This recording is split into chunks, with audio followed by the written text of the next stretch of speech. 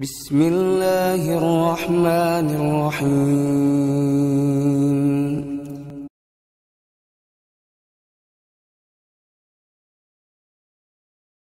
بسم الله الرحمن الرحيم.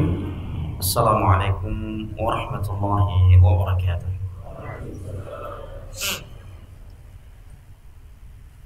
الحمد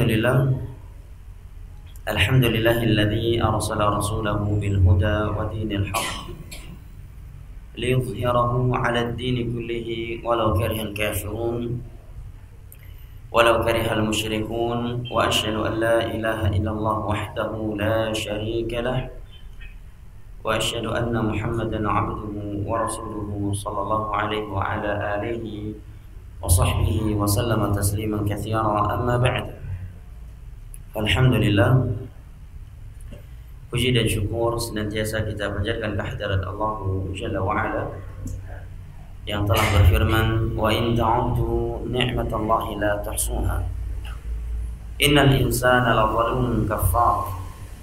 Dan kalaulah kalian ingin menghitung-hitung akan nikmat Allah atas kalian, la tuhsuha, niscaya kalian tidak akan mampu menghitungnya. Innal insana lazalumun kafar, sesungguhnya manusia itu pelaku kezaliman dan kekufuran. Alhamdulillah, di sore yang berbahagia ini, berkat nikmat kesehatan dan kesempatan setelah hidayah taufik dari Allah Jalla wa'ala, kita dapat berkumpul dan bertemu di rumahnya yang mulia ini dalam rangka at-tafaqquh fid din. Maka kita memohon kepada Allah Jalla wa'ala agar menganugerahkan kepada kita sebuah keutamaan yang tertera di dalam sebuah hadis yang diriwayatkan oleh Imam Muslim dari sahabat Abu Hurairah radhiyallahu anhu, di mana Nabi sallallahu alaihi wasallam bersabda, "Wa man salaka tariqan yaltamisu fihi ilma, sahalallahu lahu bihi tariqan ila al-jannah. Wa majtama'a qaumun fi baitin min buyutillah yatluna kitaballah wa yatadarasunahu fima bainahum illa nazalat alaihim sakinah wa ghashiyatuhum rahmah wa hafathumul malaikah wa dzakarahumullahu fi man 'indah."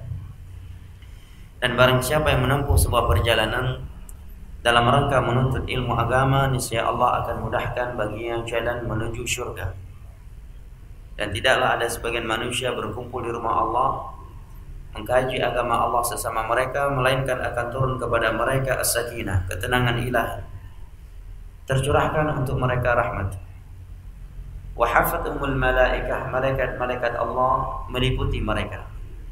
Wa dzakarahumullahu fi man 'indah, dan Allah menyebutkan nama-nama mereka di hadapan malaikat-malaikat yang ada di sisinya. Sebagaimana kita memohon kepadanya agar menggolongkan kita dari hamba-hambanya yang ia firmankan di dalam hadis qudsi yang diriwayatkan oleh Imam Tirmidzi dari Mu'adz bin Jabal radhiyallahu anhu, di mana di dalam hadis qudsi tersebut Allah berfirman, wajabat mahabbati lil mutahabbina fiyya wal mutajalisina fiyya wal mutazahirina fiyya wal mutabadilina fiyya. Sungguh telah pasti kecintaanku untuk orang-orang yang saling cinta mencintai sesama mereka karena mereka saling duduk sesama mereka karena mereka saling kunjung mengunjungi sesama mereka karenaku, dan mereka saling berbagi sesama mereka karena aku. Sebagaimana juga kita memohon kepada Allah agar menjadikan kita termasuk dari orang-orang yang ia kecualikan di dalam firman-Nya, al-akhillau yawma idzin ba'dhum li ba'dhin aduwwun illa al-muttaqin. Seluruh orang-orang yang saling cinta mencintai di dunia ini, pada hari kiamat kelak mereka akan saling bermusuhan, illa al-muttaqin, kecuali orang-orang yang bertakwa kepada Allah Jalla wa ala. Jamaah yang dimuliakan Allah, rahimani wa rahimakumullah. Rahimani wa ya.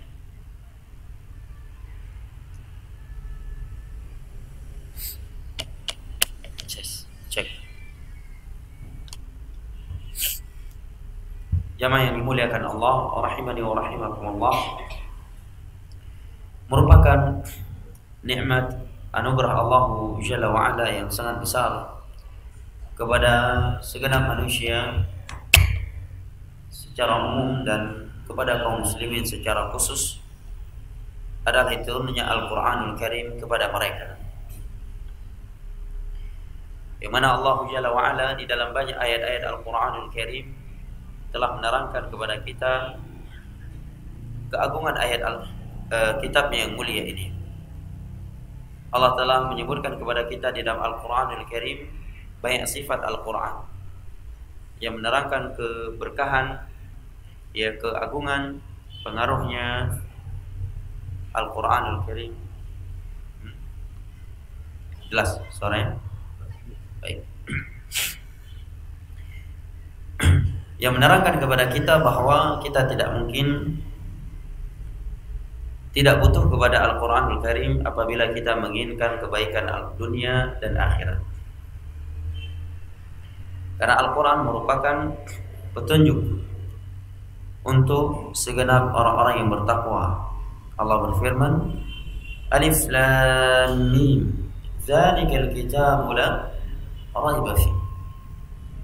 Sebuah kitab yang tidak diragukan lagi. Dia turun dari Allah Jalla wa Ala dan membawa kebenaran. Hudan lil muttaqin, sebagai petunjuk bagi orang-orang yang bertakwa kepada Allah Jalla wa Ala. Allah juga berfirman, Syahrul Ramadhan alladzi unzila fihi al-Qur'an hudan lin-nas wa bayyinatin minal huda wal furqan. Sesungguhnya di bulan Ramadan kami menurunkan Al-Qur'an, yang mana Al-Quran merupakan petunjuk bagi manusia yang membawa penjelasan yang sempurna dan furqan bagi mereka. Dengannya mereka bisa membedakan antara kebenaran dan kebatilan.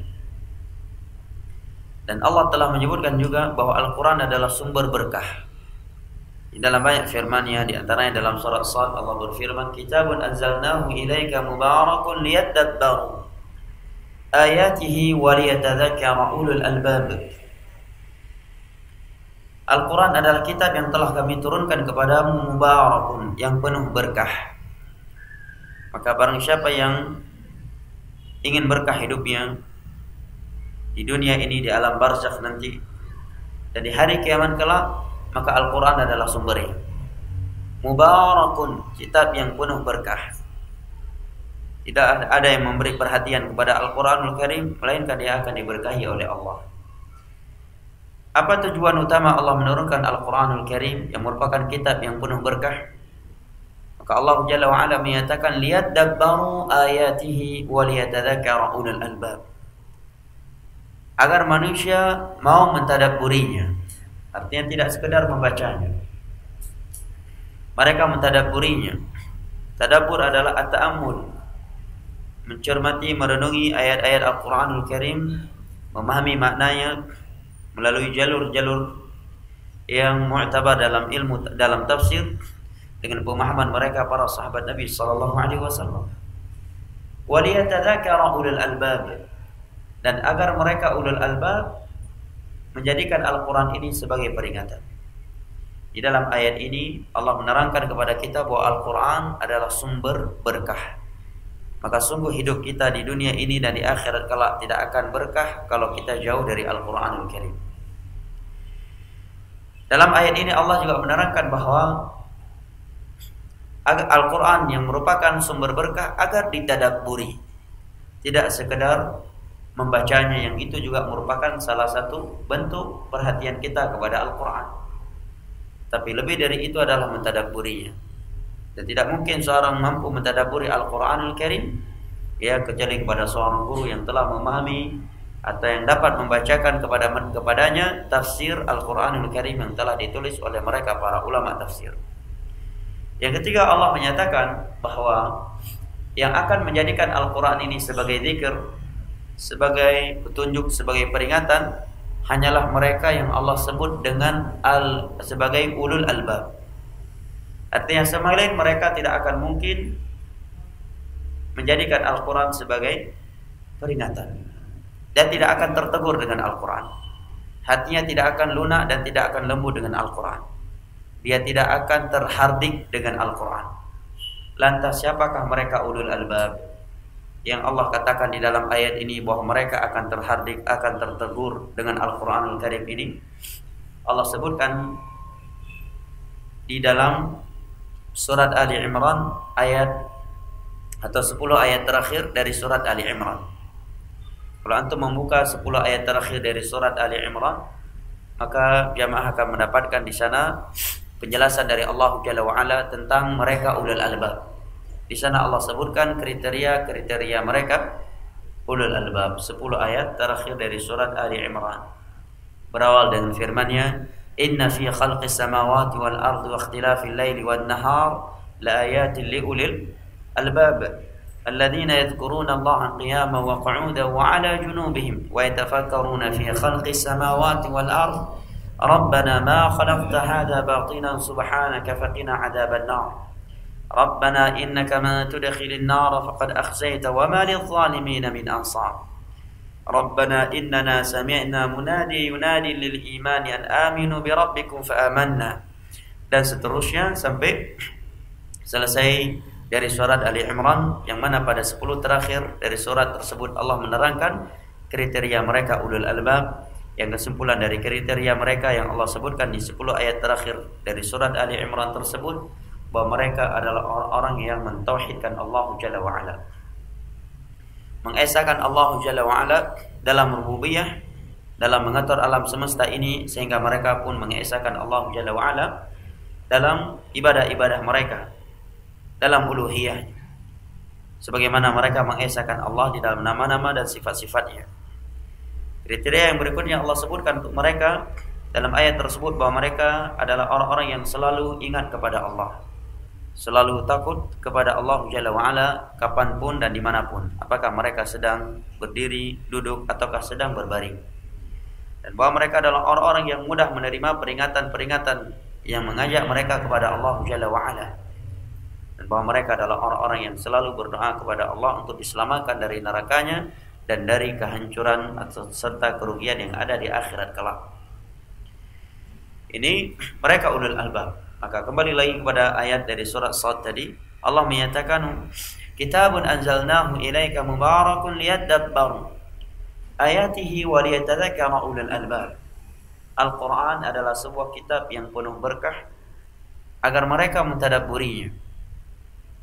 Wa liyatadzakkara ulul albab, dan agar ulul albab menjadikan Al-Quran ini sebagai peringatan. Artinya hanyalah mereka ulul albab yang akan terhardik, yang akan terperingati, tertegur dengan Al-Quran Al-Karim. Selain mereka tidak akan mendapatkan, tidak akan mampu menjadikan Al-Quran, atau bahkan Al-Quran tidak akan menjadi peringatan untuknya. Artinya tidak manfaat. Dia tidak tertegur dan tidak terhardik. Al-Quran yang dibacakan kepadanya berlalu begitu saja.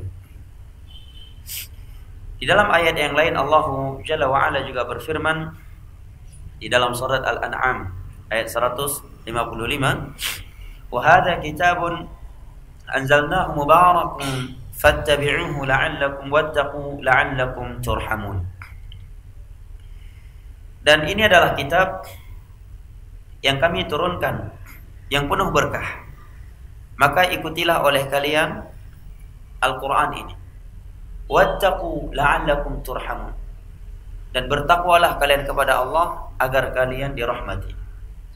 Ayat ini menerangkan kepada kita seperti ayat yang sebelumnya, bahwa Al-Quran adalah sumber berkah.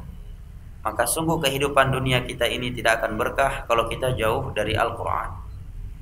Yang kedua, Allah Jalla wa'ala telah memerintahkan kita untuk mengikuti Al-Quran ini dengan menjalankan perintah-perintah yang ada di dalamnya, meninggalkan larangan-larangan yang ada di dalamnya, serta membenarkan berita-berita yang ada di dalamnya. Wattaqu la'allakum turhamun, dan takutlah kalian kepada Allah, bertakwalah kalian kepada Allah agar kalian dirahmati. Ini menerangkan kepada kita bahwa kita tidak akan mungkin bertakwa kepada Allah melainkan kita telah menjadikan Al-Quran sebagai sumber takwa.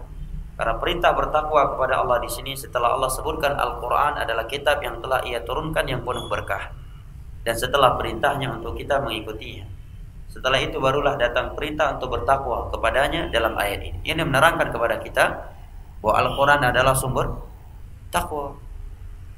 Tidak akan mungkin seorang bertakwa kepada Allah Jalla wa'ala kalau jalur atau sumber takwanya itu bukanlah Al-Quranul Karim. Nah, la'allakum turhamun, agar kalian dirahmati oleh Allah. Ini menerangkan kepada kita bahwa seorang itu akan dirahmati oleh Allah tatkala dia mengikuti Al-Quranul Karim dan bertakwa kepada Allah Jalla wa'ala.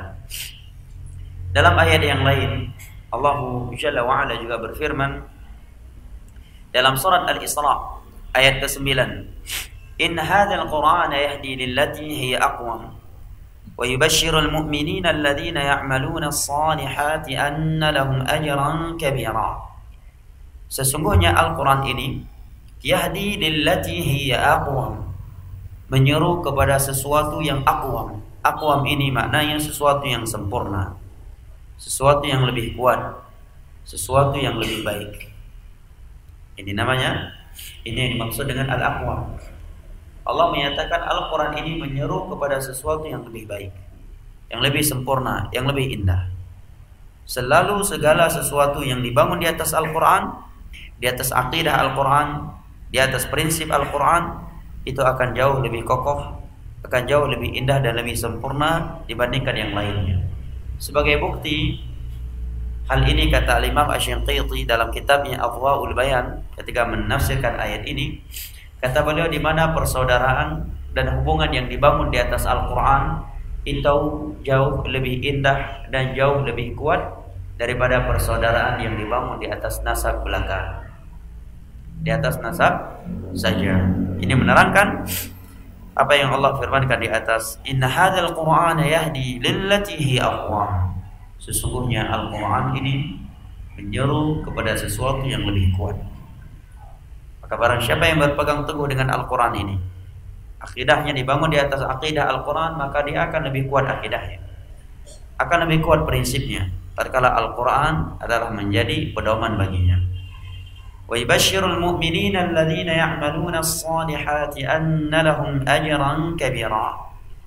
Dan Al-Quran ini datang membawa berita gembira bagi orang-orang yang beriman dan beramal saleh, bahwa bagi mereka pahala yang besar. Coba antum renungi sejenak ayat Al-Quranul Karim yang mulia ini. Allah menyatakan bahwa Al-Quran membawa berita gembira bagi orang-orang yang beriman dan beramal saleh. Setiap kali Allah menyebutkan amal saleh dalam Al-Quranul Karim, maka selalu kita dapatkan di sana ada penyebutan iman terlebih dahulu. Iman selalu berbarengan penyebutannya dengan amal saleh. Ini menerangkan kepada kita, kata para ulama, bahwa amalan ibadah yang tidak dibangun di atas iman yang benar, akidah yang benar, itu akan menjadi sia-sia. Di dalam surat Al-Furqan Allah berfirman, "Wa qadimna ila ma 'amilu faj'alnahu haba'an mansura." Pada hari kiamat kami kumpulkan ibadah-ibadah yang telah mereka kerjakan, kemudian kami jadikan debu yang berterbangan. Kata Syekh Muhammad bin Shalih Al-Utsaimin dalam kitabnya Taqribut Tadmuriyah, karena mereka memiliki akidah-akidah yang menyimpang, akidah-akidah yang kufur. Karena akidah yang kufur akan menjadi sebab Allah menolak dan tidak menerima ibadah yang dilakukannya. Allah berfirman di dalam surat At-Taubah, "Wa ma mana'ahum an tuqbala shadaqatuhum illa annahum kafaru billah." Tidaklah sedekah-sedekah mereka itu ditolak oleh Allah, melainkan karena mereka kufur kepada Allah. Maka setiap kali ada penyebutan amal saleh, selalu sebelumnya ada penyebutan iman. Contoh lagi firman Allah Jalla wa Ala, "Man 'amila shalihan min dzakarin aw untha wa huwa mu'min falanahyiyannahu hayatan thayyibah wa lanajziyannahum ajrahum bi ahsani ma kanu ya'malun." Barang siapa yang beramal saleh, apakah dia seorang lelaki ataukah seorang wanita, dan dia beriman, maka kami akan memberikan untuknya kehidupan yang indah, dan akan kami berikan untuknya pahala yang lebih bagus daripada amalan yang telah mereka lakukan. Selalu ada penyebutan iman. Kalimat iman mencakup 6 rukunnya. bahkan mencakup seluruh isi agama ini. Jangan dikira ketika seorang dikatakan mukmin, iman hanya sekedar menghafal 6 rukun iman. Kan kalau sekedar menghafal rukun iman ada 6, semua orang hafal. Bahkan tidak sedikit orang-orang non-muslim yang menghafal rukun iman itu ada 6. Tetapi harus lebih dari itu. Kita harus benar-benar memahami iman, 6 rukun iman tersebut dengan benar. Karena para ulama telah menerangkan kepada kita bahwa iman kepada Allah ada rukun-rukunnya yang harus kita imani. Yang apabila salah satu dari rukun tersebut tidak kita imani, maka iman kita kepada Allah belum sah. Sebagaimana iman kepada takdir ada rukun-rukunnya, yang apabila salah satu dari rukun-rukun tersebut tidak kita imani, maka iman kita kepada takdir belum dianggap. Demikian juga dengan iman, rukun iman yang lainnya. Sebagai contoh misalkan, di dalam riwayat Imam Muslim, kalau antum membuka kitab Sahih Muslim, akan antum dapati hadis yang pertama di dalam Sahih Muslim adalah hadis Abdullah bin Umar radhiyallahu anhu. Jelas nggak suaranya? Jelas ya? Bahwa beberapa jamaah haji atau umrah dari Irak datang pergi umrah dan bertemu dengan Abdullah bin Umar, putranya Umar bin Khattab radhiyallahu anhu. Maka mereka bertemu dengan Abdullah bin Umar di Ka'bah di saat tawaf. Mereka pun menyampaikan bahwa di Irak ada orang-orang yang diulamakan, ditokohkan seperti Jaham bin Safwan atau Ja'ad bin Dirham. Dia berkeyakinan innal amra unuf, bahwa Allah mengetahui sesuatu itu kalau sesuatu itu telah terjadi.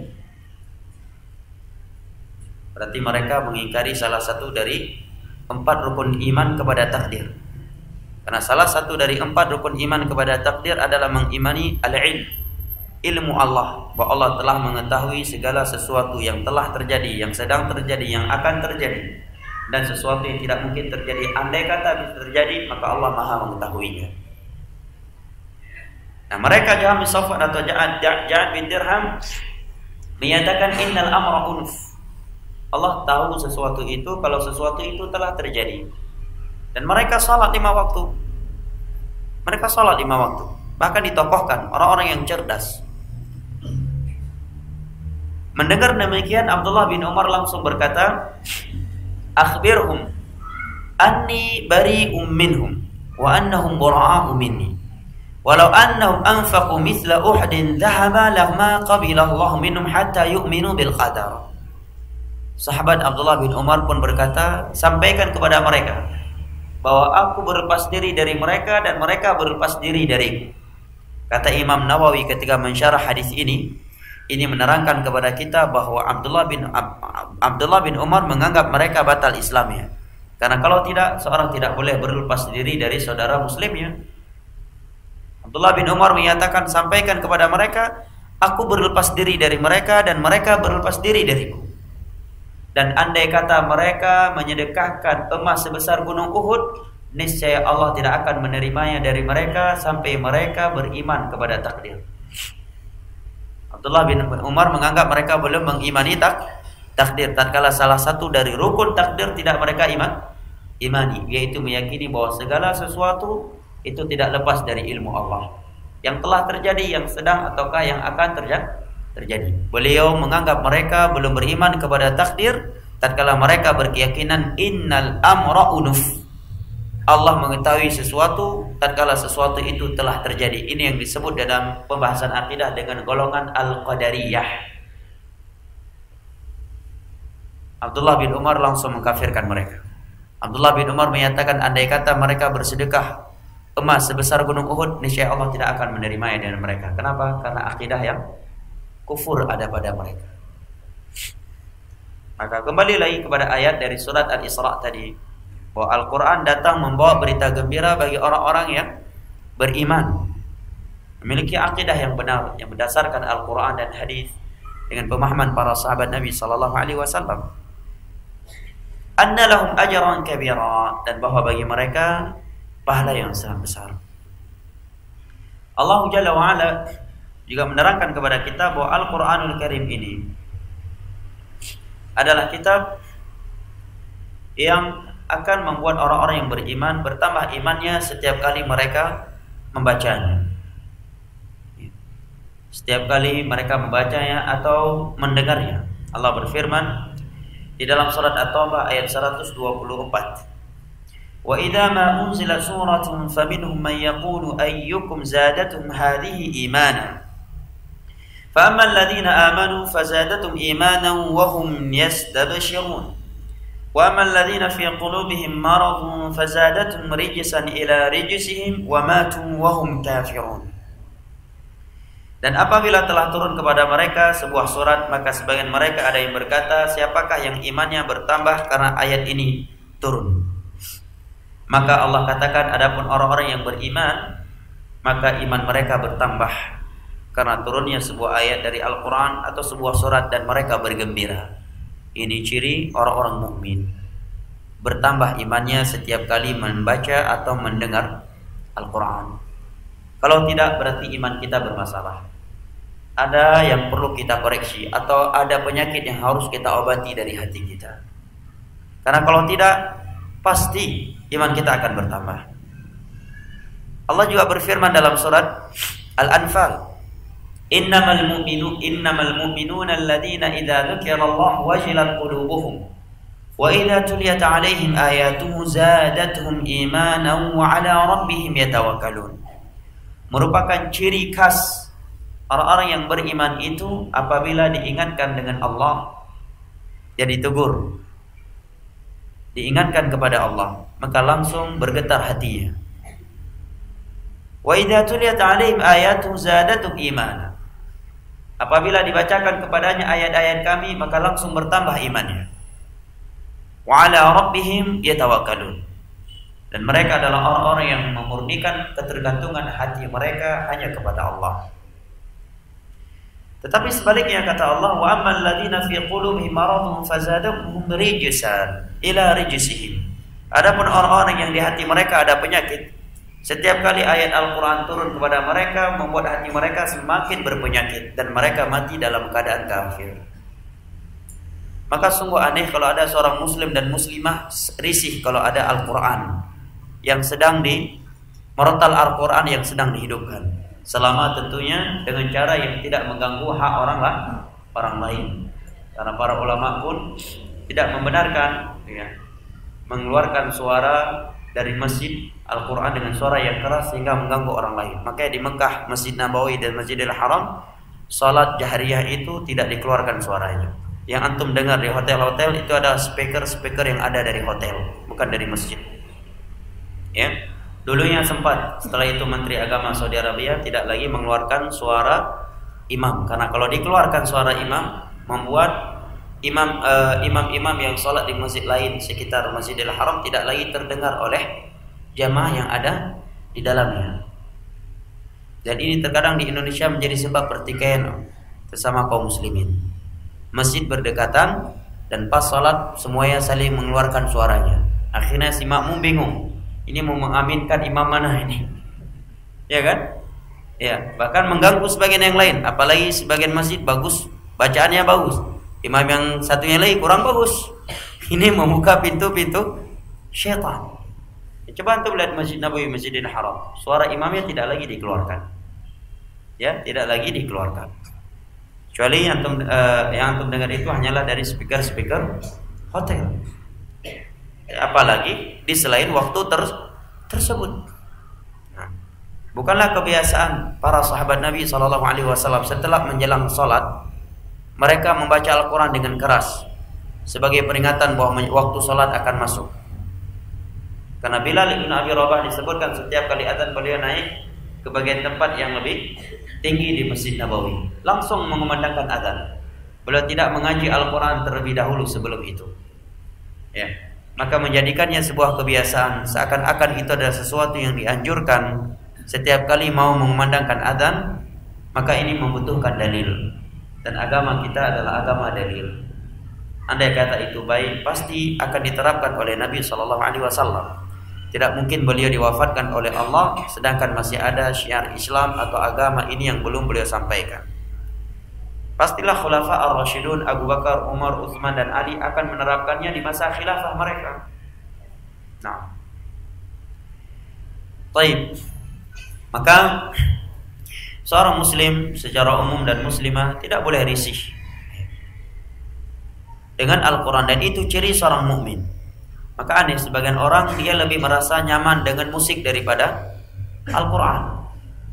Dia merasa lebih nyaman hatinya dengan musik ketika sedang nyetir di rumahnya, dalam mobilnya, daripada mendengar Al-Quranul Karim. Ini menerangkan kepada kita bahwa hati dia berpenyakit. Karena kalau hatinya tidak berpenyakit, dia kata Allah, fazadatum imana wa hum yastabshirun. Pasti bertambah imannya dan pasti bahagia dia, senang dia ketika mendengar Al-Quran. Tidak akan mungkin risih. Baik. Kemudian Allah Jalla wa Ala juga berfirman tentang Al-Quran ini dalam surat Al-An'am ayat 19.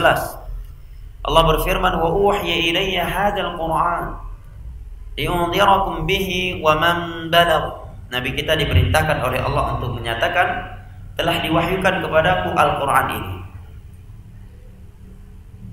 Liunzirakum bihi, untuk memberikan peringatan kepada kalian manusia yang hidup di masa beliau, wa man balagh, dan kepada siapa yang sampai kepadanya Al-Quran ini.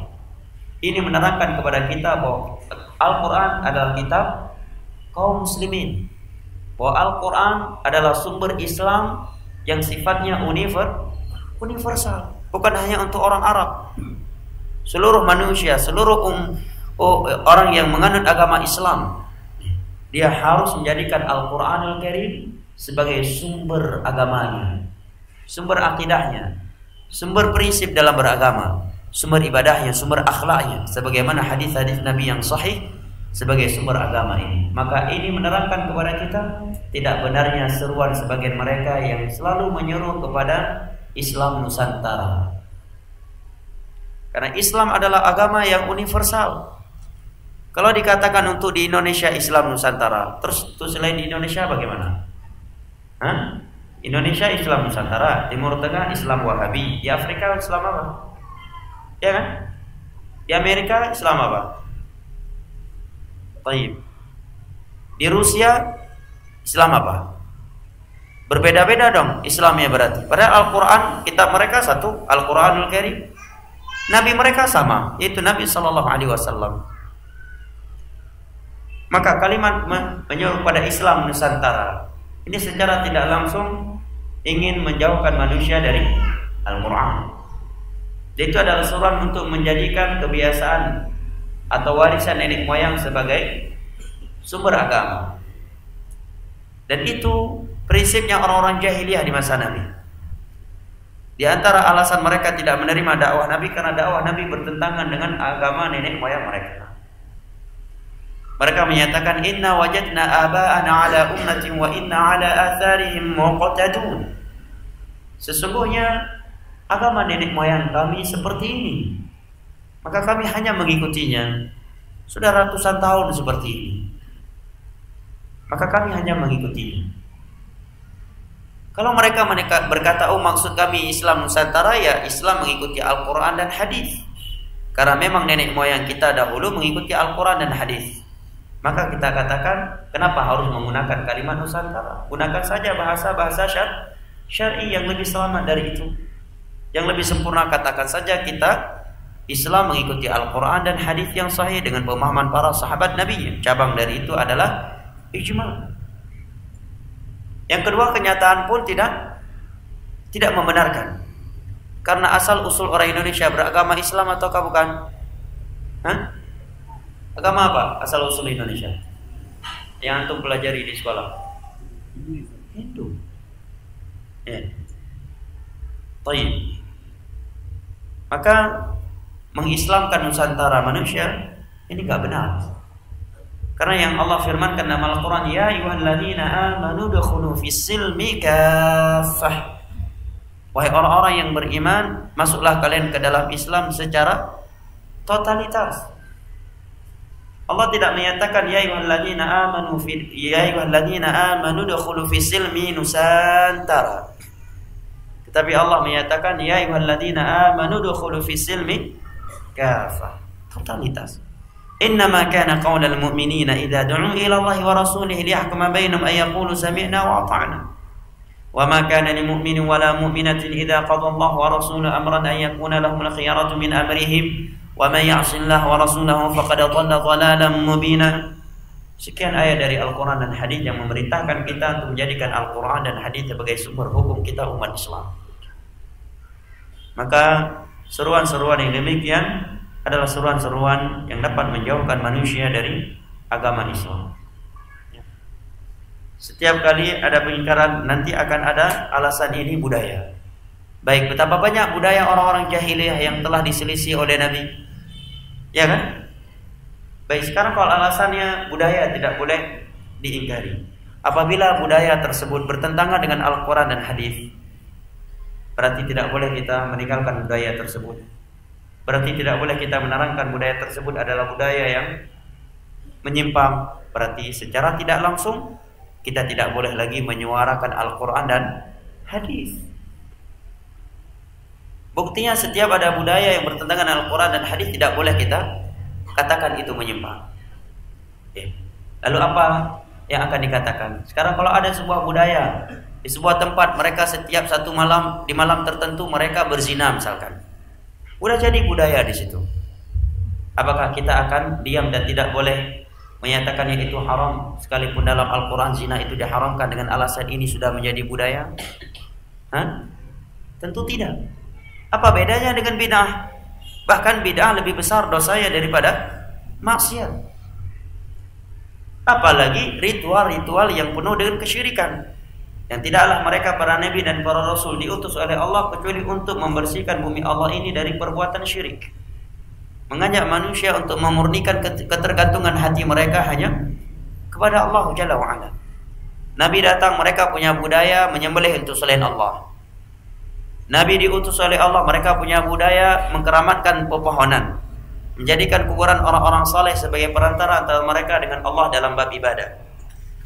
Kemudian Nabi memerangi dan memperingatkan mereka dari bahayanya perbuatan tersebut. Kalau alasannya budaya tidak boleh disentuh, maka bagaimana dengan dakwah Nabi yang menyelisihi rata-rata budaya kaum musyrikin di masa itu? Kalimat yang demikian berarti secara tidak langsung kita tidak boleh menyuarakan Al-Quran tatkala Al-Quran bertentangan dengan budaya. Dengan bahasa lain, kita telah menjunjung tinggi budaya di atas Al-Quran dan hadis. Kita adalah hamba Allah, bukan hamba budaya. Kita adalah umat Nabi SAW, umat Islam, bukan umat budaya. Allah berfirman, ya ayyuhalladzina amanu la tuqaddimu baina yadayillahi wa rasulihi wattaqullaha innallaha sami'un alim. Wahai orang-orang yang beriman, janganlah kalian melangkahi Allah dan Rasulnya, dan takutlah kalian kepada Allah, sesungguhnya Allah Maha mendengar lagi Maha mengetahui. Wa man balag, ini menerangkan kepada kita bahwa Al-Quran adalah kitab universal. Islam adalah agama yang universal. Islam orang Arab itulah Islam kita, karena sumber Islam adalah Al-Quranul Karim dan hadis dari Nabi SAW dengan pemahaman para sahabatnya, dan itu semua universal, berlaku universal. Kecuali Al-Quran yang turun di Arab berbeda dengan Al-Quran yang turun di Indonesia. Nabi yang turun di Arab berbeda dengan Nabi yang turun di luar Arab. Semua Islam sama. Kalau kita ingin menjadikan Al-Quran dan hadis sebagai sumber Islam dengan pemahaman para sahabat Nabi SAW yang telah diriwayatkan oleh murid-murid mereka, kemudian oleh murid-murid mereka, kemudian datang setelah mereka seperti 4 imam mazhab, mereka bukukan di dalam kitab-kitab mereka, dan terjaga sampai hari ini dan hingga hari kiamat, maka sungguh tidak akan terjadi perpecahan dan perbedaan-perbedaan kecuali dalam hal-hal yang memang itu masih ditolerir di dalam agama kita ini, atau sudah ada petua dari ulama salaf dalam menyikapinya. Ini beberapa ayat Al-Quranul Karim yang menerangkan kepada kita sifat Al-Quran. Maka hendaknya seorang mukmin memberikan perhatian kepada Al-Quran ini. Karena Nabi SAW telah mengeluhkan umatnya yang meninggalkan Al-Quran ini. Hal itu Allah sebutkan di dalam surat Al-Furqan. Wa qala ar-rasul ya rabbi inna qaumi ittakhadhu hadzal qur'ana mahjura. Dan Rasul tersebut berdoa kepada Allah, ya Allah, sesungguhnya umatku telah meninggalkan Al-Quran ini. Kaumku telah meninggalkan Al-Quran ini.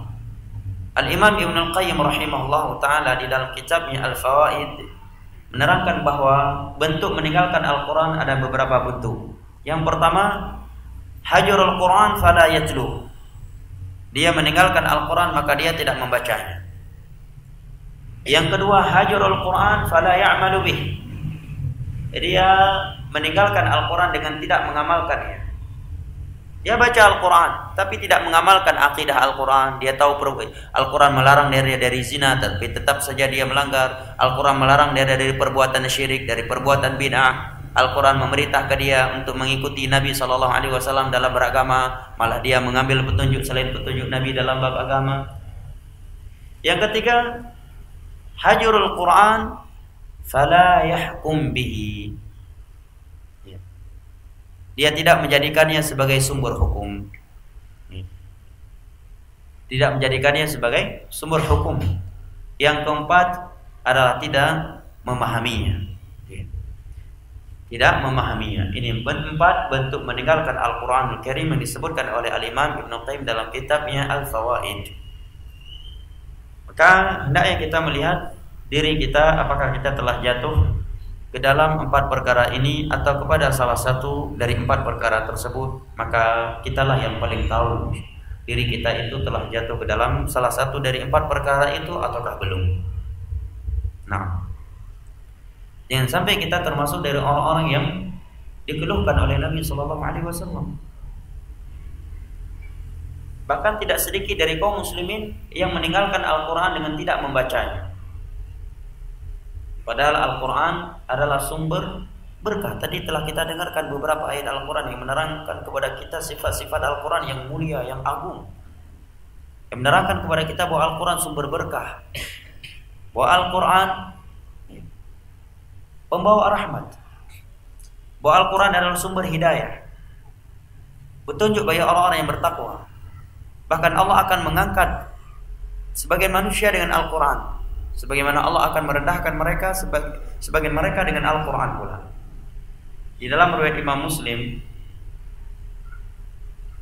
diriwayatkan oleh beliau sebuah hadis dari Umar bin Khattab radhiyallahu anhu, bahwa Nabi SAW bersabda, Inna Allah la yarfa'u bihadzal kitabi aqwaman wa yad'u bihi akharin. Sesungguhnya Allah akan mengangkat sebagian manusia dengan Al-Quran, sebagaimana Allah akan merendahkan sebagian yang lainnya karena Al-Quran pula. Hadis ini disampaikan oleh Umar bin Khattab radhiyallahu anhu tatkala beliau bertanya kepada gubernur Mekah yang bertemu dengan beliau di Madinah. Umar bertanya, siapa yang menggantikan kamu di Mekah? Karena sekarang dia terlihat di Madinah. Maka dia pun menjawab, Ibnu Abi Abza.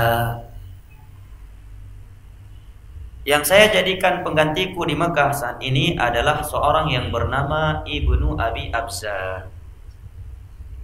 Umar pun bertanya, waman Ibnu Abi Abza? Siapa itu Ibnu Abi Abza? Maka dia pun menjawab, dia adalah maula min mawalina. Dia adalah seorang budak sahaya yang ada di Mekah, salah satu budak sahaya kami. Maka Umar pun marah. Kamu jadikan seorang budak sahaya sebagai penggantimu? Apa bahasa sekarang? PJT, PLT. Nah, PLT kamu seorang budak sahaya. Tanya Umar kepada gubernurnya. Maka gubernurnya menjawab, ya Umar, innahu laqari'un li kitabillah wa 'alimun bil faraid. Wahai Umar, ini budak qari' lil Quran. Qari' itu bukan sekedar indah bagus bacaannya. Dia menghafal, memahami dan mampu mengambil kesimpulan hukum darinya. Itu kalimat qurra dalam bahasa hadis. Dia adalah ahli Al-Quran dan dia ahli ilmu faraid. Mendengar demikian, Umar langsung menyampaikan hadis Nabi yang kita bacakan di atas tadi. Sesungguhnya Allah akan mengangkat sebagian kaum dengan Al-Quran, sebagaimana Allah akan merendahkan sebagian yang lainnya dengan Al-Quran. Mulia orang yang hafal Al-Quran. Sekarang anak-anak kaum muslimin yang mereka hafal apa jemaah? Nyanyi. Ya.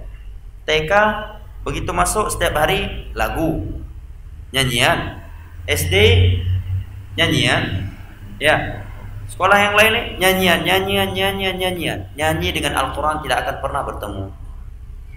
Bahkan Imam Ahmad menyatakan al-musik yumbitun nifaq. Musik dan nyanyian itu akan menumbuhkan kemunafikan di dalam hati seorang.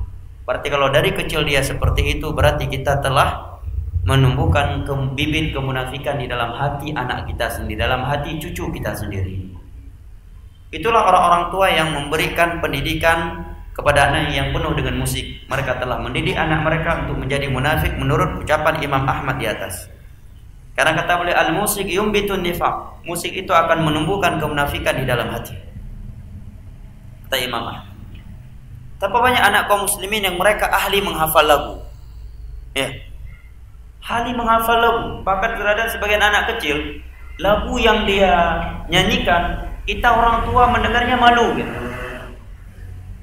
Ya kan?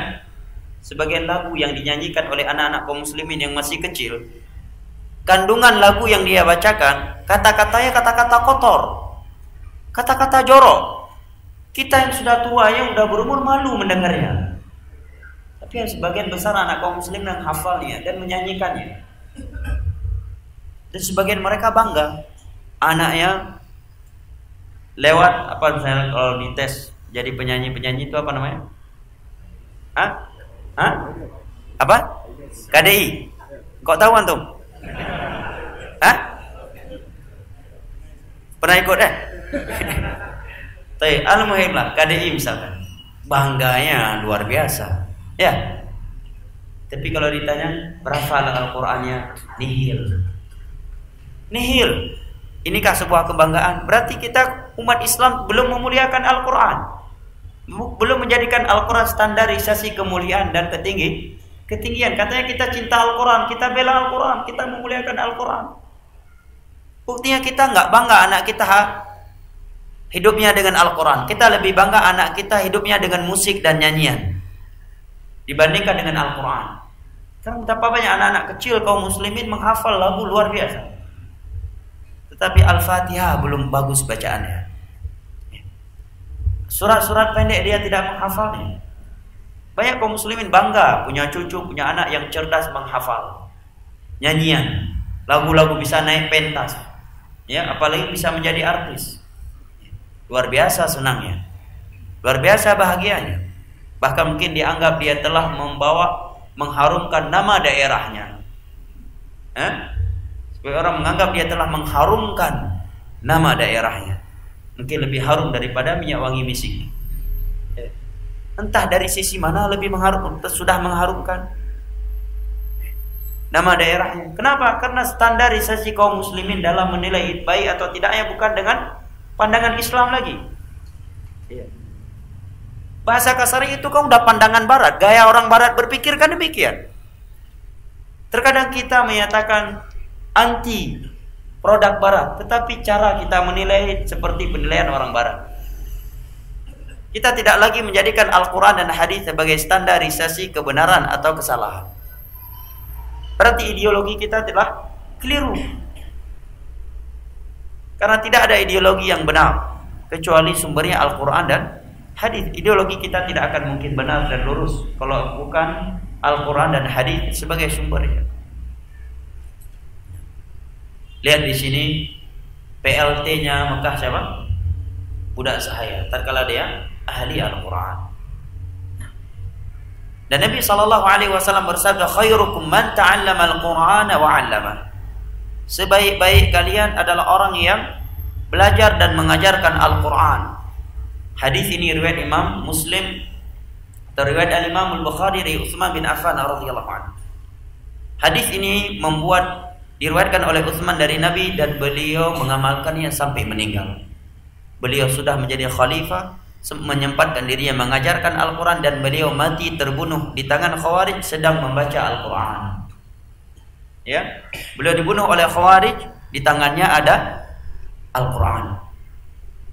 Utsman bin Affan. Nabi menyatakan khairukum man ta'allama al-Qur'ana wa 'allama. Sebaik-baik kalian adalah orang yang mau belajar dan mengajarkan Al-Quran. Sekarang betapa banyak kaum muslimin yang sudah tua umurnya, baca Al-Qurannya belum benar. Kesalahannya masih sangat-sangat fatal.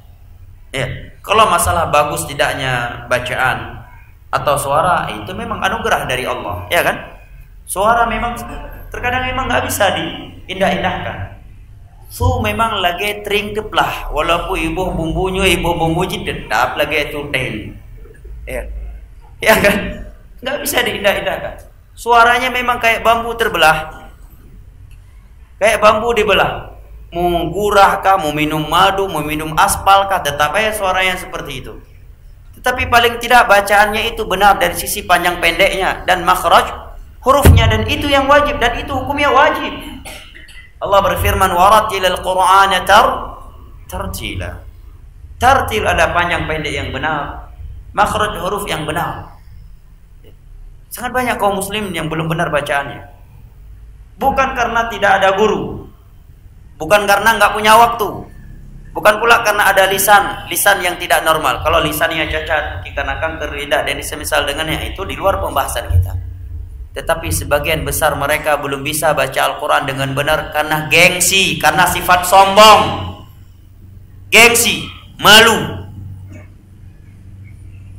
Oleh karena itu, kata Imam Mujahid, seorang ulama tabi'in, murid seniornya Abdullah bin Abbas, beliau menyatakan, la yanala al-ilm mustahil wala mustakbir.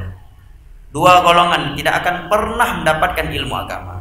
Yang pertama malu-malu, yang kedua sombong. Mau belajar, maka sudah tua, ya, udah lama ngaji, ketahuan Iqra 3 belum lewat, ngaji nggak jadi, malu. Belajar lagi, malu sama menantu, malu sama anggota keluarga yang lain, malu sama kawan, malu, mati bawa malu. Akhirnya tempatnya di tempat yang memalukan, yaitu neraka Allah Jalla wa'ala. Gara-gara malu mati, tidak bisa baca Al-Quran. Yang lain gengsi-gengsian, gengsi, sombong, ya. Sebagian orang itu saking gengsi dan saking tingginya sifat malunya, maunya belajar sendiri, jangan ada yang tahu saya belajar baca Al-Quran. Ya kalau begini sistem belajarnya, 1 juta ustadz nggak cukup di dunia ini. Ada 1 juta orang, setiap mereka hanya mau belajar sendirian, jangan ada yang tahu, nggak akan berkah. Tapi ketika dia belajar di masjid, belajar rame-rame, bahkan mungkin ketika dia sedang baca satu huruf yang lain nertawain, itu akan lebih berkah di masjid. Tatkala dia merendahkan dirinya, malaikat-malaikat Allah meliputinya, mendoakan dia, nama dia disebut-sebut oleh Allah di hadapan malaikat-malaikat yang ada di sisinya. Dan Nabi bersabda, wa ma tawadha'a ahadun illa rafa'ah, wa ma tawadha'a ahadun lillahi illa rafa'ah. Tidaklah ada seorang yang merendahkan dirinya karena Allah, melainkan Allah akan memuliakan dia. Tidak ada yang merendahkan dia kecuali orang-orang yang rendah di sisi Allah Jalla wa'ala. Ini hadis diriwayatkan oleh Imam Muslim dari Abu Hurairah radhiyallahu anhu. Maka nasihat saya bagi jamaah yang belum bisa baca Al-Quran yang benar, dengan benar, belajarlah. Ya, sekarang gempa, hampir tiap hari ada gempa. Jangan sampai antum ditelan sama bumi belum bisa baca Al-Quran. Ya, tsunami sudah berulang kali, jangan sampai diambil sama tsunami dalam keadaan, ya, Iqra al-hayah nampum loh, ana lewat loh. Ya, Iqra belum lulus. Ya, mau jawab apa besok di hari kiamat? Ya, ditanyakan sama Allah, 60 tahun umur kamu nggak cukup untuk belajar Al-Quran? 50 tahun umur yang aku berikan untuk kamu nggak ada waktu untuk belajar Iqra? Sekian pemasukan kamu tiap bulan, tidak mampu untuk kamu panggil seorang untuk mengajarkan kamu Al-Quran. Kamu punya waktu untuk SD 6 tahun, SMP 3 tahun, SMA 3 tahun, S1, S2, S3, sebagiannya sudah sampai S-teler bahkan. Untuk Al-Quran nggak punya waktu? Apa jawaban kita jemaah? Sebagian orang bacaannya masih kacau luar biasa. Bukan karena lisannya yang sulit, bukan pula karena nggak punya guru, nggak punya waktu, tetapi karena malu-malu dan gengsi ketika mau belajar. Bahkan sebagian mereka udah bertahun-tahun ngaji. Ya. Belum bisa membaca Al-Quran dengan benar. Yang tatkala dia membacanya membuat arti jauh larinya. Padahal Allah berfirman, "Warattilil Qur'ana tartila." Bacalah oleh kalian Al-Quran dengan tartil. Orang yang bisa baca Al-Quran dengan benar, dia akan mendapatkan keutamaan yang sangat tinggi di dalam syurga. Di dalam sebuah hadis, Nabi menyatakan, "Yuqalu li sahibil Qur'an yaumal qiyamah." Akan dikatakan kepada sahib Al-Quran pada hari kiamat, "Iqra warattil wartaqi kama kunta turattilu fil Qur'an fid dunya fa inna manzilataka inda akhir ayatin taqra'uha." Nabi menyatakan, bacalah olehmu Al-Quran dengan tartil dan naiklah kedudukanmu dalam syurga. Sesungguhnya kedudukan engkau berada di akhir setiap ayat yang engkau baca. Artinya setiap satu ayat kita baca maka bertambah pula satu derajat untuk kita. Jangan dipahami bahwa kedudukan engkau berada di akhir setiap ayat. Berarti kalau kita sedang baca Al-Quran, ini akhirnya neraka. Lanjut lagi, jangan sampai berhenti di ayat yang ujungnya neraka. Ini bahlul namanya. Ya kalau dia baca tabbat yada abi lahab wa tab, berarti jadi sama Abu Lahab dong di hari kiamat. Ini saya pernah dengar dari sebuah ceramah. Ya, ketika dia membawa hadis ini, ya, bahwa kedudukan engkau berada di akhir setiap ayat yang kau baca. Usahakan setiap ayat yang kita baca itu janganlah berakhir pada neraka. Ya, cuma saya lupa di mana saya dengar. Tapi saya ingat pernah saya dengar. Makanya setiap kali saya bacakan hadis saya ingatkan ini. Kalau itu bahaya dong. Baca Al-Quran bisa masuk neraka. Kalau baca tabbat yada, jadi sama Abu Lahab. Ya kan? Baca firman Allah, "Innal ladzina kafaru min ahlil kitab wal musyrikin fi nari jahannam khalidina fiha ulaika hum syarrul bariyah." Fi nari jahannam khalidina fiha ulaika hum syarrul bariyah. Jadi sama Yahudi dong. Ya, bahayanya ya asal memahamkan Al-Quran kepada manusia. Baik. Bahkan ada sebagian yang lain menyatakan kalau kita mau berdoa masalah apa ini, bacakan ayat-ayat Al-Quran yang berkaitan dengan doa itu. Ini juga kebidahan di dalam doa. Tidak ada dalilnya demikian. Kalau kita memanjatkan sebuah doa, usahakan kita membacakan Al-Quran, ayat Al-Quran yang ada kaitannya dengan doa yang sedang kita minta kepada Allah. Ini juga sebuah kekeliruan, anjuran yang tidak dibangun di atas dalil. Para ulama menyebutkan adab-adab doa agar doa itu menjadi mustajab. Yang salah satunya dia berselawat kepada Nabi, memuji Allah Jalla wa Ala. Adapun membacakan ayat-ayat Al-Quran yang berkaitan dengan doa yang akan kita bacakan, ya, ini membutuhkan dalil. Jadikannya sebagai sebab mustajab. Nah, maka ya jamaah jangan malu baca Al-Quran. Daripada antum mati tidak bisa baca Al-Quran. Ya gara-gara malu akhirnya mati. Ya. Udah perehlam nyuti uro garapna gempa di dunia. Setiap hari ada gempa di dunia ini. Ya. Gempa datang, ente ditelan bumi, Iqra 3 belum lewat. Jawab apa di depan Allah? Benkem nemo, ya. Jangan tertawa kalau antum belum bisa baca Al-Quran, nangis. Jangan tertawa, menangislah. Ya, segeralah perbaiki bacaan Al-Quran sebelum terlambat. Cepat-cepatlah belajar Iqra sebelum gempa datang, sebelum tsunami datang, sebelum kematian datang. Allah berfirman, "Wa man a'rada 'an dzikri fa inna lahu ma'isyatan dhanka wa nahsyuruhu yaumal qiyamati a'ma qala rabbi lima hasyartani a'ma wa qad kuntu basira qala kadzalika atatka ayatuna fa nasita wa kadzalika al-yawma tunsa." Dan untuk belajar Al-Quran banyak caranya. Yang pertama dengan belajar Iqra, yang kedua talqin, tahsin kepada seorang guru. Tidak wajib dia menghafal istilah-istilah nahwu, istilah-istilah wajib, istilah-istilah tajwid. Mat terbagi menjadi berapa, ini mat apa namanya, ya. Ini huruf ikhfa atau huruf izhar. Yang wajib baginya adalah membaca Al-Quran dengan benar, walaupun dia tidak menghafal ya kaidah-kaidahnya. Kok bisa saja dengan cara talqin misalkan, atau langsung dengan Iqra, ya, dengan sistematis. Dia hanya mengetahui kalau ada alif setelahnya ada ini, maka ini harus 6 harokat, ya. Ini 4 harokat, ini 2 harokat, ini nggak boleh kurang dari 6 harokat dan seterusnya. Walaupun mungkin dia hanya menghafal beberapa istilah saja. Dia tahu kalau shad bertemu dengan ini ikhfa, walaupun dia nggak menghafal ini huruf ikhfa ada sekian. Tapi setiap kali dia baca, bacaannya apa? Benar. Sangat penting jemaah. Jangan sampai bahasa Indonesia kita jago, baca Al-Quran nggak jago. Sebagian orang menertawakan saudaranya kalau salah menyebutkan bahasa Indonesia. Ya. Terkadang sebagian orang menertawakan sahabatnya karena sahabatnya itu salah dalam menyebutkan kalimat Inggris. Ya. Hanya salah dalam menyebutkan nama pembalap MotoGP, salah sebut, ditertawai. Ya. Cara bacanya bagaimana? Penyebutannya, tetapi dia sendiri salah-salah baca Al-Quran tidak merasa malu. Ketika menyebut nama-nama pemain bola, nama-nama pembalap mobil, motor, salah, dia merasa malu, minder. Tetapi mati tidak pandai baca Al-Quran tidak merasa malu. Padahal Nabi bersabda, khairukum man ta'allama al-Qur'ana wa 'allama. Sebaik-baik kalian adalah orang yang belajar Al-Quran dan mengajarkannya. Nabi juga bersabda, al-mahiru bil Quran ma safaratil kiramil bararah walladhi yaqra'ul Quran fayatata'u fihi wa huwa 'alaihi syakh lahu ajran. Orang yang pandai dengan Al-Quran bersama malaikat-malaikat Allah yang mulia lagi baik.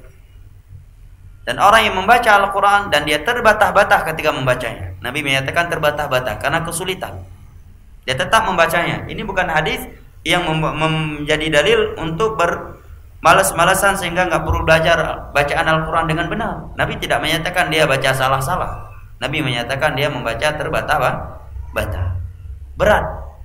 Wa alaihi syaq. Berat, tetapi dia tetap berusaha. Maka bagi dia 2 pahala. Apalagi membaca Al-Quran sangatlah besar pahalanya. Tentang keutamaan baca Al-Quran saya kira semua antum telah mengetahuinya dan kita bukan sedang membahas itu. Ya, maka ini adalah motivasi untuk kita memperbaiki dan mempelajari Al-Quranul Karim dari sisi bacaannya.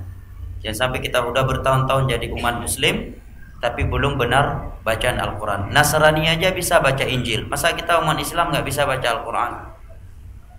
Ya, Nasrani saja bisa baca Injil, masa kita umat Islam tidak bisa baca Al-Quran? Mulai dari nol, nggak perlu malu, rendahkan diri kita karena Allah Jalla wa'ala insya Allah akan memuliakan dan meninggikan kita. Nah, ya. Khairukum man ta'allama al-Qur'ana wa 'allama. Sebaik-baik kalian adalah orang yang belajar dan mengajarkan Al-Quran. Maka dengan ini kita telah menyimak beberapa ayat-ayat Al-Quranul Karim dan hadis-hadis Nabi Sallallahu Alaihi Wasallam terkait Al-Quran. Yang pertama, poin yang pertama, simpulannya bahwa Al-Quran adalah sumber hidayah. Al-Quran adalah sumber berkah. Bahwa Al-Quran dengannya kita akan bisa membedakan antara kebenaran dengan kebatilan. Bahwa Al-Quran adalah sebab rahmat. Bahwa Al-Quran adalah sumber takwa. Bahwa Al-Quran ini berlaku untuk seluruh manusia, bukan hanya untuk sahabat-sahabat Nabi yang hidup di masa tersebut bersama beliau, tapi berlaku untuk seluruh manusia. Namun perlu diketahui bahwa selain Al-Quran juga ada di sana sumber Islam, yaitu hadis-hadis Nabi. Kalau kita membaca Al-Quranul Karim, kita akan kita dapatkan sekian ayat dalam Al-Quran yang memerintahkan kita untuk mengikuti hadis. Kenapa saya tekankan ini? Karena di sana ada sebuah sekte yang menyesatkan yang disebut dengan golongan Al-Quraniyun. Mereka menamakan diri mereka sebagai golongan Al-Quran. Mereka punya syubhat, kita udah cukup dengan Al-Quran, kita tidak butuh lagi kepada selain Al-Quran, maka tidak perlu mengikuti hadis. Mereka berdalil dengan firman Allah dalam surat An-Nahl, wa anzalna 'alaika dzikra tibyanan likulli syai'. Telah kami turunkan kepadamu Al-Quran, penjelasan yang menjelaskan segala sesuatu. Kata mereka, Al-Quran telah menjelaskan segala sesuatu, maka kita tidak membutuhkan yang lain. Ini dalil yang digunakan oleh Qiyadah Islamiyah yang sempat muncul di Indonesia tahun 2008 ya, yang di Gunung Bogor. Al-Qiyadah Islamiyah mengaku dirinya sebagai nabi ya. Demikian juga kalau di beberapa daerah disebutkan di Irak, mereka dinamakan dengan ingkarus sunnah. Mereka katakan datang tukang pos, pak pos, membawa surat. Kita ambil suratnya, apa pedulinya kita kepada tukang posnya? Nauzubillah min dzalik. Mereka menyamakan Nabi kita sallallahu alaihi wasallam seperti tukang pos. Mereka katakan kita ambil Al-Qur'annya, kenapa kita harus mengikuti kepada yang membawanya? Seperti datang tukang pos membawa surat untuk kita ambil suratnya, kenapa harus mengikuti tukang posnya? Sudah cukup Al-Quran untuk kita. Mereka berdalil dengan firman Allah, wa anzalna 'alaika dzikra tibyana likulli syai'. Kami telah menurunkan kepadamu Al-Quran, yang mana Al-Quran telah menjelaskan segala sesuatu. Maka kita sudah cukup dengan Al-Quran. Ini merupakan ciri khas ahlul bid'ah dan hizbiyun sepanjang masa. Mereka selalu menggunakan ayat-ayat yang mutasyabih atau hadis-hadis yang mutasyabih atau ucapan-ucapan ulama yang mutasyabih untuk membenarkan pemahaman mereka yang sesat. Ini kan ayat Al-Quran benar, tapi ada ayat di sana yang muhkam, yang benar-benar muhkam, yang artinya memang benar-benar tersurat, yang memerintahkan kita untuk mengikuti Nabi. Kenapa nggak diambil? Kenapa pas ayat ini yang umum maknanya, yang sebenarnya ayat tersebut, ayat itu sendiri tidak ada kandungan kita tidak perlu mengikuti Nabi, ya kan? Mereka tinggalkan ayat-ayat yang muhkam, yang benar-benar jelas memerintahkan kita untuk mengikuti sunnah Nabi dalam sekian dalam sekian surat dari Al-Quran. Seperti firman Allah, "Qul in kuntum tuhibbunallaha fattabi'uni yuhibbukumullah wa yaghfir lakum dzunubakum innallaha ghafurur rahim." Bukti cinta kalian kepada Allah dalam mengikuti Rasulullah dalam surah Nisa, "Wa may yushaqiqir rasula min ba'di ma tabayyana lahu al-huda wa yattabi' ghayra sabilil mu'minin wa lima tawalla wa nusli jahannam wa sa'at masira. Laqad kana lakum fi rasulillahi uswatun hasanatun liman kana yarjullaha wal yawmal akhir wa dzakarallaha katsira." Dan seterusnya dari ayat-ayat Al-Qur'an yang mana ayat-ayat tersebut muhkam, memerintahkan kita untuk mengikuti dan meneladani Rasulullah sallallahu alaihi wasallam. Kenapa mereka mengambil ayat yang mutasyabih? Itu kebiasaan ahlul bidah sepanjang masa, selalu menjadikan ayat mutasyabih sebagai dalil. Seperti kaum Khawarij ketika memberontak kepada Utsman, kepada Ali bin Abi Thalib juga menggunakan ayat Al-Quran, "Inil hukmu illa lillah." Hukum itu hanya milik Allah. Mereka membawa ayat ini karena Ali menjadikan beberapa lelaki sebagai saksi dalam menegakkan hukum. Pada dari sana ada ayat-ayat Al-Quran yang menerangkan kepada kita bahwa dua orang laki-laki bisa dijadikan sebagai saksi untuk menerapkan suatu hukum. Yashhadu bihi dawa adilin minkum, kata Allah, dalam masalah orang yang membunuh buruan ketika dia dalam keadaan ihram. Ya. Mereka jadikan ini dalil untuk membenarkan pemberontakan mereka kepada Ali. Seperti zaman sekarang juga mencari ayat hadis nggak dapat, atau cari hadis-hadis yang artinya umum digunakan untuk membolehkan pemberontakan. Ini hadis-hadis Nabi tentang mengingkari penguasa yang zalim. Betul, itu hadis agar kita mengingkarinya. Tidak ada sedikit pun di dalam hadis tersebut ada perintah untuk memberontak, untuk mencela mereka, untuk menasihati mereka secara terang-terangan. Kenapa dan di sana ada beberapa hadis yang benar-benar muhkam, yang memerintahkan kita untuk bersabar, mendoakan mereka dan menasihati mereka secara empat mata, bukan secara terang-terangan. Hadisnya bunyinya muhkam, kenapa ditinggalkan malah diambil ayat hadis-hadis yang mutasyabih? Bukankah sebagian hadis itu dipahami dengan hadis-hadis yang lainnya? Demikian juga mereka mencari fatwa-fatwa ulama yang mereka lihat ini bisa pengaruh besar. Maka dia ada yang kirim ke saya ini di YouTube, ada fatwa Syekh Utsaimin tentang bolehnya demo. La haula wala quwata illa billah. Fatwanya enggak sampai 1 menit. Begitu cara menukilkan fatwa ulama, itu cara ilmiah. Setelah dibuka dalam Liqa'ul Maftuh sama sekali tidak demikian. Begitu jelas ucapan-ucapan beliau, fatwa-fatwa beliau yang lainnya, yang formal, yang resmi, yang muhkam mengingkari perbuatan itu. Dan beliau menyatakan apa yang dikatakan tersebut di kondisi yang tidak mungkin ada, dan itu pun beliau mengucapkannya dengan wa arju alla yakuna alla ba'sa bi. Demikian pula ucapan-ucapan ulama yang lainnya, ya, ucapan-ucapan fatwa-fatwa yang umum diambil untuk membenarkan suatu pemahaman yang keliru, yang Syekh sendiri memiliki ucapan yang muhkam yang jelas menerangkan kekeliruan pemahaman itu di dalam tempat-tempat yang lainnya atau di kesempatan yang lainnya. Maka kesimpulan bagi kita bahwa merupakan sumber agama kita adalah Al-Quran dan hadis-hadis Nabi SAW yang sahih, dengan pemahaman para sahabatnya Nabi Shallallahu Alaihi Wasallam, maka hendaknya kajian ini memotivasi kita untuk belajar Al-Quran. Yang belum bisa baca Al-Quran, belajar, jangan malu, ya. Inna Allah la yastahi minal haq, Allah tidak malu dari kebenaran. Kalau orang Aceh terkadang gengsi rehat, ya, gengsi rehat kena belajar, male, ya, belajar maunya langsung kelas tinggi, nggak mau dari kelas bawah. Padahal Iqra belum lewat, ya, Iqra belum lewat. Karena udah jadi panitia kajian belajar Iqra malu. Ini sebagai contoh. Di sini nggak ada, insya Allah. Ya, jangan sampai kayak gitu. Kalau memang belum bisa baca Al-Quran dengan benar, belajar. Allah akan mengangkat Anda dengan itu. Biar orang menilai, cukuplah kemuliaan itu di sisi Allah Jalla wa'ala. Dan tidak akan ada yang merendahkan kita kecuali orang-orang yang rendahan pula. Walillahil izzatu jami'a, kemuliaan itu milik Allah semuanya. Wa ma tawadha'a ahadun lillahi illa rafa'ah. Tidaklah ada seorang yang merendahkan dirinya karena Allah, melainkan Allah akan angkat dia. Khairukum man ta'allama al-Qur'ana wa 'allama. Sebaik-baik kalian adalah orang yang belajar dan mengajarkan Al-Qur'an. Belajar jamaah.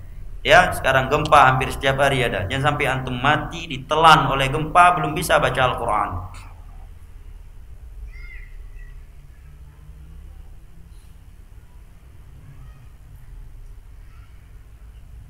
Apa hukum mempelajari Injil dan Taurat? Al-Quran sudah habis antum pelajari sehingga ingin belajar Injil? Al-Fatihah Nabi tafsir lam kata ya belajar Injil. Tafsir Al-Fatihah belum selesai mau kaji Injil. Masya Allah antum, Syekhul Islam antum, Imam Ahmad, Imam Syafi'i antum. Allahul musta'an. Membantah syubhat-syubhat Yahudi. Baca kitab-kitab Al-Quran yang ditulis oleh para ulama dalam akidah. Cukupkan dengan bantahan mereka. Jangan Anda yang nimbrung, malah nanti jadi sesat. Ya, sebagian orang pengen sok pinter, saya ingin kaji dikit. Dia belum tahu itu syubhat, ilmunya belum kokoh, malah begitu masuk akhirnya dia meyakini hal-hal yang itu sebenarnya penyimpangan karena belum kokoh. Saya membuka kitab-kitab Ahlul Bidah ini ingin saya buktikan kesesatan dari situ. Ya, padahal sudah ada penukilan-penukilan ulama tentang syubhat-syubhat dia tersebut dengan akurat, amanah ilmiah. Seakan-akan dia meragukannya. Begitu dia masuk, akhirnya dia terjerumus, terhanyut karena tidak punya bekal yang kuat. Masya Allah, di sini ada pertanyaan, kenapa Ustaz Farhan Abu Furaian tidak mengadakan debat terbuka melawan melawan? Kenapa harus melawan? Ya? Yang pertama, Allah Subhanahu wa taala berfirman, "Innamal mu'minuna ikhwah." Kaum mukminin itu bersaudara. Maka kalimat melawan dijauhi. Kita sesama kaum mukminin bukan saling melawan, tapi saling menasihati, saling menegur, saling menulis dengan tulisan-tulisan ilmiah. Ini yang perlu diperbaiki dari bahasa. Ya, walaupun kaum mukmininnya mungkin karakter yang berbeda-beda. Ya. Yang kedua, Nabi sallallahu alaihi wasallam bersabda, "Ma dhalla qaumun 'anil huda ba'da idh kanu 'alaihi illa utul jadal." Tidaklah sebagian manusia itu tersesatkan dari sebuah petunjuk melainkan karena mereka berdebat. Maka agama ini bukan untuk diperdebat. Ketiga, para ulama membolehkan debat dengan beberapa syarat. Yang pertama, tidak ada cara lain kecuali dengan berdebat. Kedua, harus disepakati bahwa Al-Quran dan hadis dengan pemahaman para sahabat Nabi adalah standarisasi kebenaran. Segala sesuatu yang bertentangan dengan ini maka dikatakan salah. Karena kalau ketika debat tidak ada standarisasinya, apa yang mau kita debat? Yang ini beralasan, Syekh saya berkata demikian dalam kitab ini, dalam kitab ini, dalam kitab ini. Nggak selesai. Ya. Siap menjadikan Al-Quran dan hadis dengan pemahaman para sahabat Nabi yang ditulis oleh 4 imam madhab dan semisal dengan mereka sebagai bahan kita diskusi. Kedua, kesyarat yang berikut yang kata para ulama, nampak dari orang yang mengajak debat tersebut mencari kebenaran, bukan ingin menampakkan pandainya dia dalam berbicara. Karena sebagian debat ya, itu seperti debat kusir, dikasih waktu yang berdebat 2, 3 sampai 5 menit. Bagaimana berdebat 5 menit? Baru bicara alhamdulillahirabbil alamin wassalatu. Habis waktu karena demi penghabar. Bagaimana kita menampakkan kebenaran? Baru baca satu ayat nerjemahkan udah habis ayat. Waktunya. Silakan saudara bicara. Silakan ini. Silakan ini baru habis waktunya. Silakan saudara membantah dan mengklarifikasi. Yang ada dongkol, kita pulang dari situ dongkol. Kebenaran belum bisa kita sampaikan, kebatilan dia belum sempat kita bantah. Sedangkan para penonton, mereka menilai benar tidaknya mereka dalam berdebat, siapa yang menang berdebat, bukan siapa yang membawa dalil dari Al-Quran dan hadis. Malah kalau kita ikuti acara debat tersebut memudaratkan. Ya. Waktu terbatas. Terus yang menonton pun apa standarisasi kebenaran? Ya. Disepakati Al-Quran dan hadis dengan pemahaman para salaf. Ayo, jelas ayat sekian ayat yang menerangkan Allah beristiwa di atas arsy masih ditolak. Kita ingin berdebat dengan orang seperti ini yang menolak 7 ayat yang menyatakan Allah beristiwa di atas arsy-Nya. Menolak hadis-hadis Nabi. Kemudian menyatakan dalam bab akidah kami Asy'ari, dalam bab fikih kami Syafi'i. Mana lebih tinggi, Syafi'i atau Asy'ari? Kenapa enggak langsung aja akidah juga ke Imam Syafi'i? Bukankah Imam Syafi'i lebih afdal, lebih duluan daripada Asy'ari? Kenapa bab akidah kami Asy'ari, bab fikih kami Syafi'i? Mana lebih duluan, Syafi'i atau Asy'ari? Syafi'i. Mana lebih penting, lebih besar dalam agama kita ini, akidah atau fikih? Akidah. Maka kenapa akidah diambil dari jalur yang lebih rendah, sedangkan fikih diambil ke jalur yang lebih tinggi? Kan nggak nyambung. Gimana mau debat? Kedua, kalau dibuat oleh pemerintah dengan cara yang formal, ya, dengan nilai-nilai ukhuwah Islamiyah, tidak ada saling sorak-sorakan, ya, supporternya terbatas. Nah, ini mantap, bagus. Tapi baru kita bicara, kayak orang sedang nonton bola.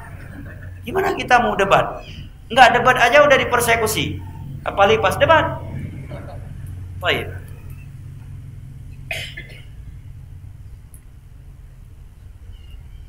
Apa hukum mematikan bacaan Al-Quran di MP3 dan semisal dengannya sebelum bacaannya habis? Ya, nasihat para ulama, jangan. Usahakan di akhir ayat dimatikan supaya maknanya menjadi sempurna. Maknanya dengan sempurna, dan juga karena hadis yang saya bacakan di atas tadi. Apa hukum mematikan alarm adzan di HP sebelum adzannya habis? Tidak ada larangannya.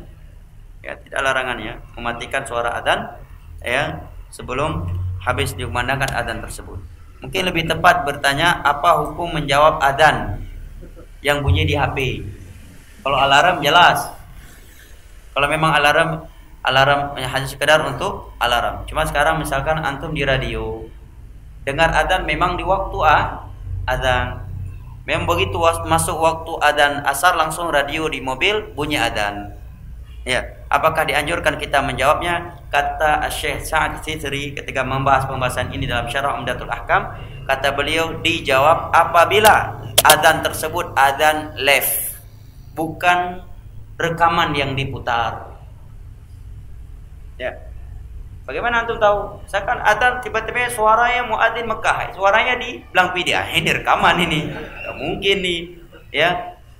Ya. Rekaman. Ya, maka enggak dijawab. Karena apa? Karena adzan ibadah membutuhkan nih niat dan kesengajaan kita melakukannya, dan rekaman tidak dianggap. Maka tidak dianjurkan untuk menjawabnya. Kecuali itu adzan yang live. Dari sebuah masjid di-live-kan langsung ke radio, antum sedang mendengar radionya. Ya, antum sedang nyetir mobil, dengar radio sebuah masjid yang adzannya di-live-kan ke radio. Maka itu dianjurkan untuk menjawabnya karena keumuman hadis Nabi, idza sami'tumul muadzina faqulu bimithli ma yaqulul muadzin. Apabila kamu mendengar muadzin memandangkan adzan, maka ucapkanlah ucapan yang diucapkan oleh muadzin. Habis waktunya. 5 menit lagi. Baik.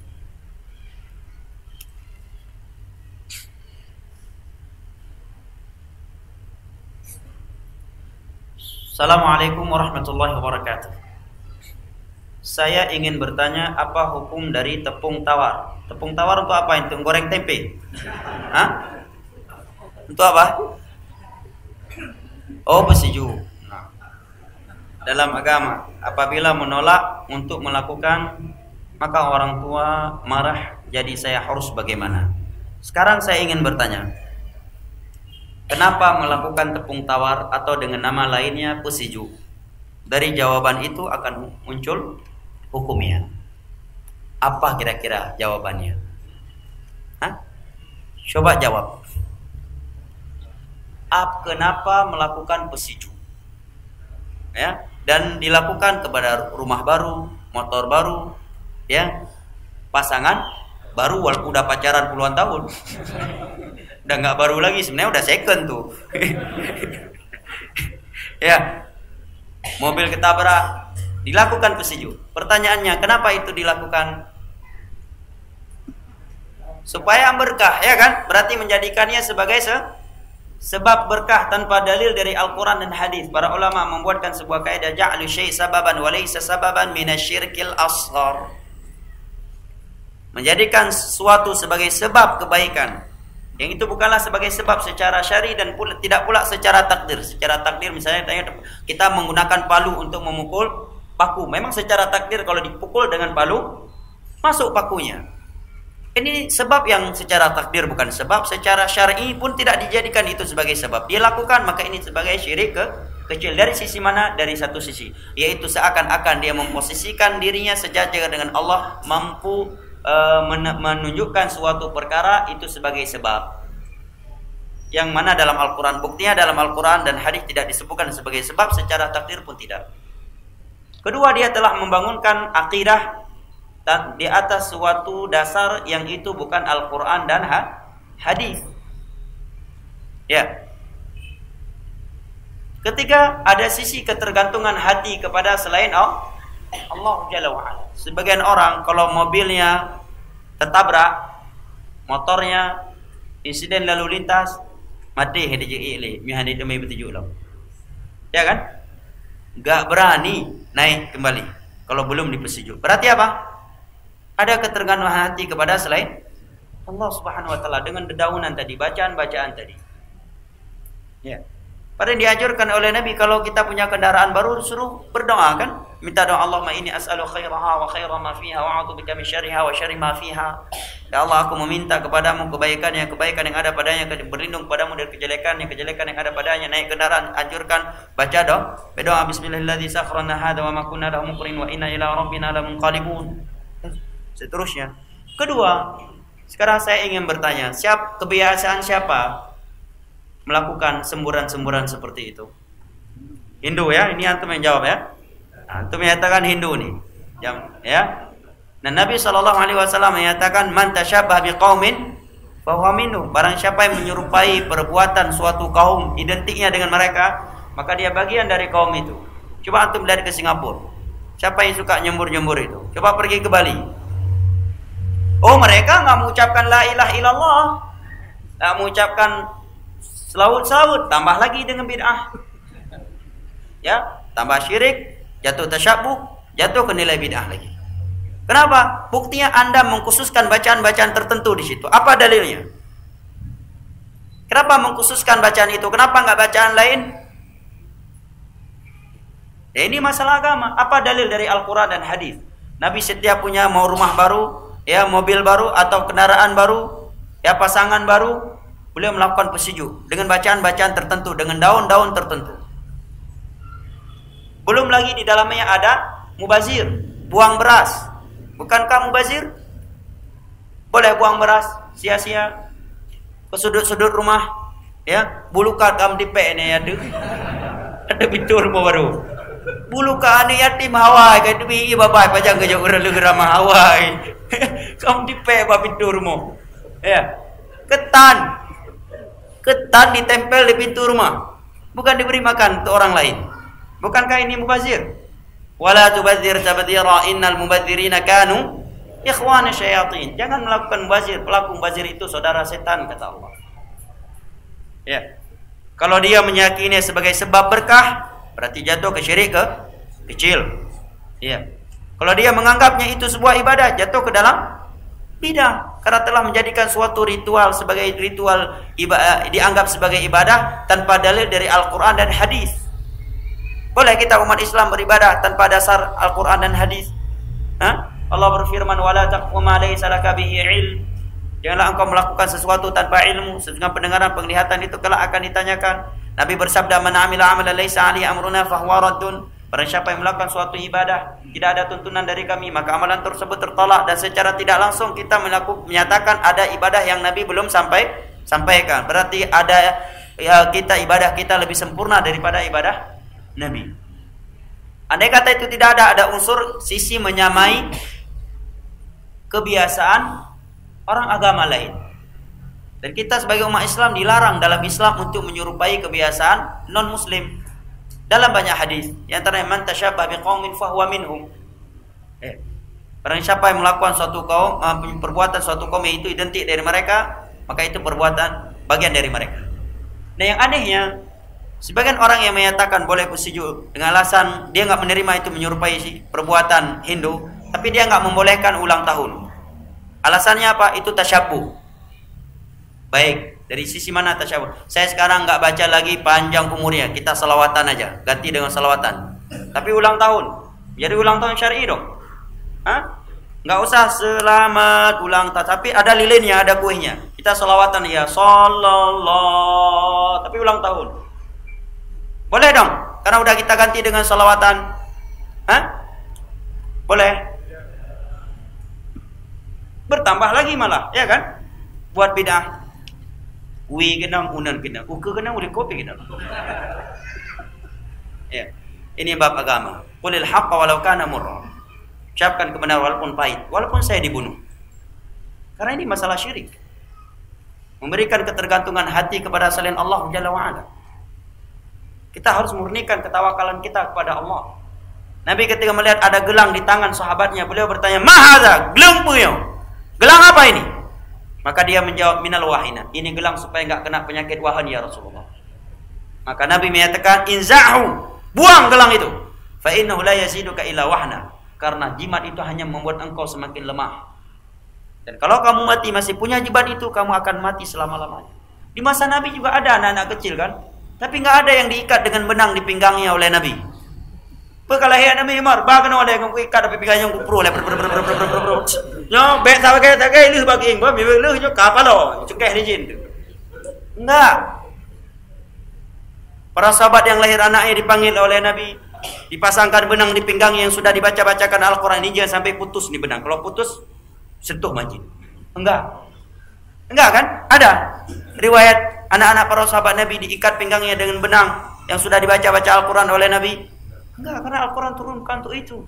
Ini setelah diikat benang di pinggangnya, begitu putus, luar biasa dia galaunya. Betul enggak? Galau dia, gelisah. Berarti ketergantungan hatinya kepada Allah atau kepada benang tadi? Kepada benang. Benang itu masuk ke WC, kena kotoran najis. Nah sekarang buktinya dia ada sisi ketergantungan hati. Begitu belum dipersejuk, mobil barunya enggak berani pakai, rumah barunya belum berani dia masuk karena belum dipersejuk. Bukankah ini ada sisi ketergantungan hati kepada selain Allah? Ada alasan, katanya ada hadis riwayat Tabrani bahwa ketika Ali bin Abi Thalib menikah dengan Fatimah, itu menyembur air. Hadisnya dhaif kata para ulama secara sanad. Kedua, andai kata hadis itu sahih, enggak ada istilah pesejuk dalam hadis itu. Enggak ada sebutan pesejuk.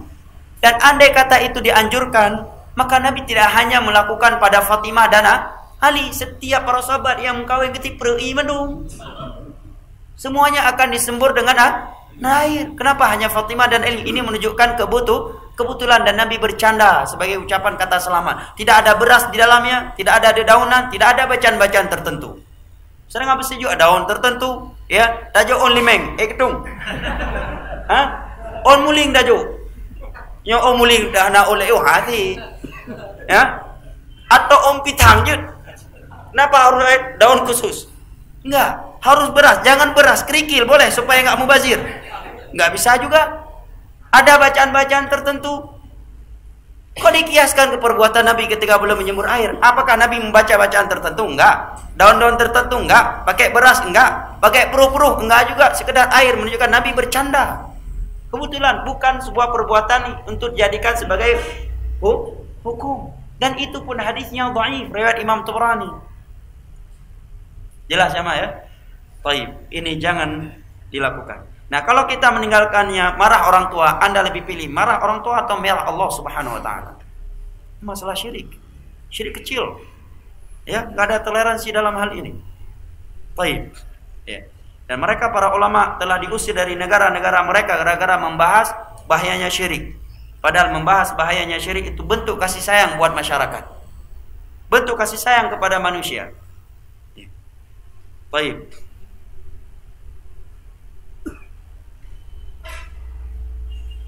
Waktu sudah habis ya? Maghrib 6.19 sudah dekat berarti ya. Baik, saya kira sampai di sini dibawa kepada isya. Wallahu a'lam bishawab. Maka saya ingatkan kembali sebelum kita ditelan gempa jangan sampai Al-Qur'an belum bisa baca ya. Belajar Al-Qur'an. Belajar Al-Qur'an jamaah. Nyoti uro kara gempa sampai gempa tanum oleh Allah yang tanum Al-Qur'an apa deh lo. Belajar baca Al-Qur'an. Yang belum bisa belajar baca Al-Qur'an, belajar, jangan malu. Rendahkan diri kita di hadapan Allah Jalla wa Ala demi mengkaji kitabnya yang mulia. Wallahu a'lam bishawab. Saya kira sampai di sini, lebih dan kurangnya saya mohon maaf. Wabillahi taufiq wal hidayah. Wa sallallahu ala nabiyyina Muhammad wa ala alihi wa sahbihi wa sallam wa akhiru da'wana anil hamdulillahi rabbil alamin. Wassalamu alaikum warahmatullahi wabarakatuh.